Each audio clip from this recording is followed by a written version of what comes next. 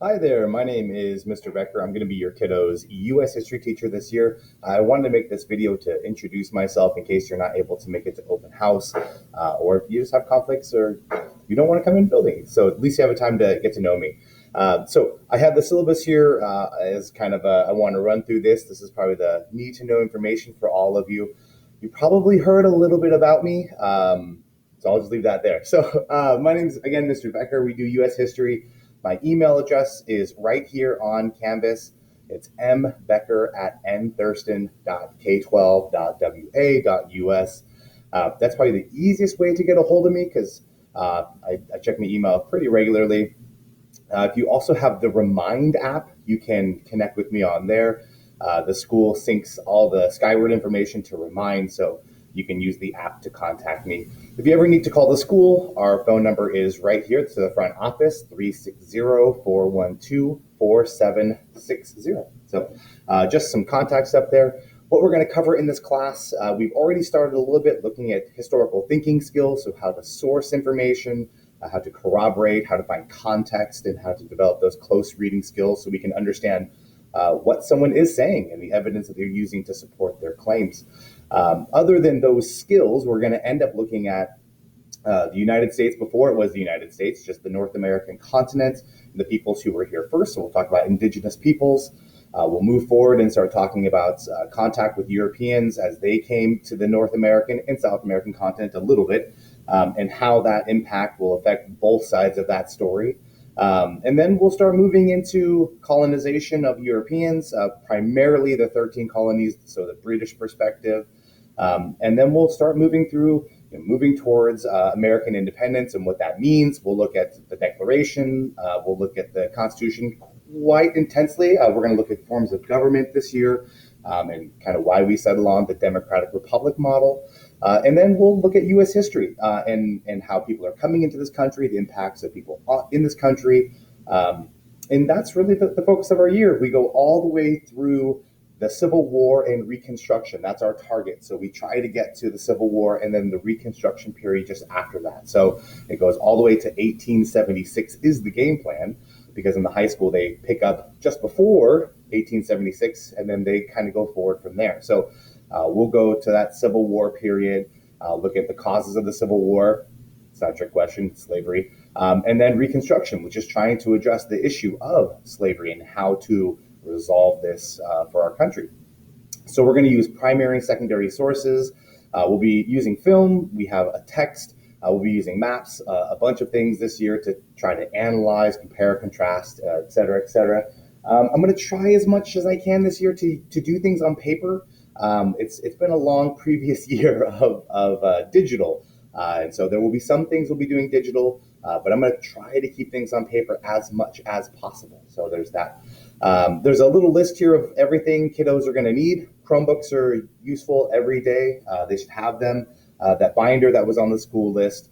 A planner is a really good source. I try to have the kids have their planner out every day. I write what we're going to do in class every day on the board. So keep that in mind. And then just pens, pencils, colored pencils. I think colored pencils was the one thing not on the list that I'm asking to have because we're going to do maps and that'll be helpful. On the other side here is just, I want kids coming to class ready to learn. Hopefully that means rested if possible, ready to engage and think and talk with their peers in class.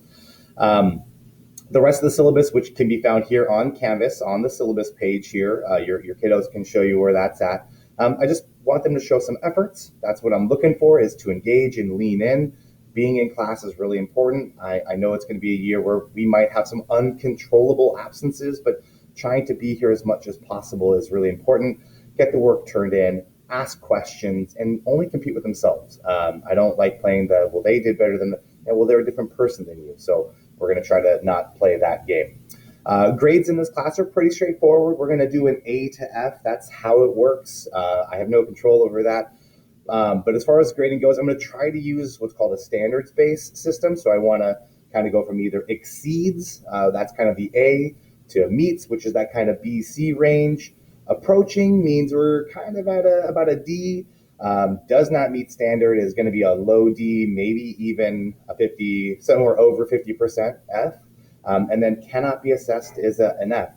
This year, building wide, we are not doing zeros. Everything gets a 50%, even if it's not turned in. So this is my way of trying to make sense of that system. That's why we do the 50. So just keep that in mind. Late work, this will be a big one. Students always ask about late work. I'm not taking points off for late assignments. My reason behind that is I want to be able to assess the work that they did, not whether it's on time or not. So I don't take points off for assignments that are late. However, I'm not taking assignments after we finish up a module. So if we've finished a unit, we've taken an assessment on it, we're moving on to the next thing. I don't want to have kids trying to rush to complete things on the last day of quarter or semester. So once we finish a module, that work is done. Now I'll have due dates. I want to be clear about that. If I sign it on Monday and I say it's due by Wednesday, there's a purpose for that due date. It's because on Wednesday, we're going to do something that builds on that work. And it's best to have it done so that you can actually engage. If kids are always playing catch up, you know what it's like, right? So that's the late work policy. Absent work, again, there are going to be some uncontrollables here. But for excused absences, make sure you're calling into the building so that we know why it's excused, and we can always have that conversation about extending things out, and that I totally understand. Okay, I want kids to acknowledge that they're going to struggle. It's been a weird 2 years prior to this, right? So we know we're going to struggle. That's fine. Part of education is struggling. I don't expect them to know a lot about U.S. history because they haven't taken a course like this before. So I expect them to struggle and make some failures, and that's fine. We're going to build on those, and we're going to get better. We're going to make them positive learning experiences, and that's going to be that. So this is going to be the syllabus. I really recommend that the kids have already read through this. They've taken a quiz on it to check their comprehension. So if you ever want to look at it, it's all here. My information is here.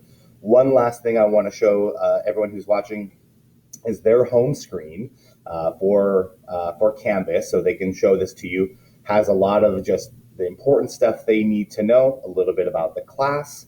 I'll come back to this in a second, but resources for them, resources for you, how to check grades, how to get to the syllabus, how to email me. It's all right on the front page, and a little bit about me. This is a really good one-stop. If I need questions about Becker's class, where do I go? First page they go to on our Canvas here. The last thing I wanted to highlight is I'm the teacher at the school that does the trips to Washington, D.C. If you've heard about those, you can probably see the poster right here behind me. So last year we did a trip to D.C. We had about 15 of us that went. So this is actually us last summer at the Capitol building. I'm doing another trip this summer of 2022.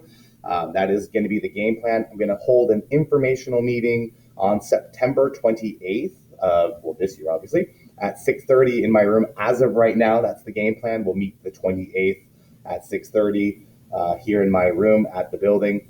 If things change, I'll make sure to communicate that out. I'll change it on here as well. But actually, I'll be sending all 8th and 7th graders home with one of these. Everyone's invited. This is not like a requirement, but it was a lot of fun last year. We got to go see quite a few things in D.C. We got to go to Mount Vernon, George Washington's home. Colonial Williamsburg will be on the trip this year. So if you're interested, please keep this in mind. It'll be, next week. You'll see this hopefully next week, and it'll be the week after. So if you're interested in this, please drop on in. It's no obligation to join if you just want to check it out, but just get some information and see if it's right for you. It's open to all 7th and current 7th and 8th graders. So thank you for your time. I appreciate you watching the video. I look forward to a really great year. Have yourselves a good one.